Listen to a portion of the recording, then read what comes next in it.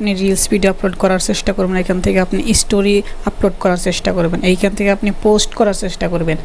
এখান থেকে যদি আপনি পোস্ট বা রিলস আপলোড করেন তাহলে কিন্তু ভাইরাল হওয়ার সম্ভাবনা বেশি থাকবে। এটা কিন্তু ফেসবুক আপনাকে সাজেস্ট করেছে। তো এটা আপনি কীভাবে খুঁজে পাবেন যে এইখান থেকে আপনি আপলোড করবেন।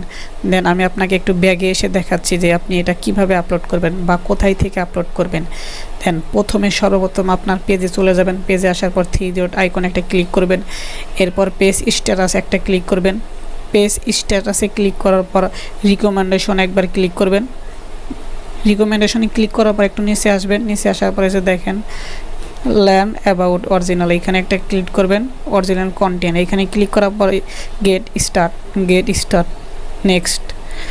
এরপর আপনাকে এই অপশনটা দেখাবে, এইখান থেকে আপনি একটা বার হলেও রিলস স্টোরি পোস্ট আপলোড করবেন।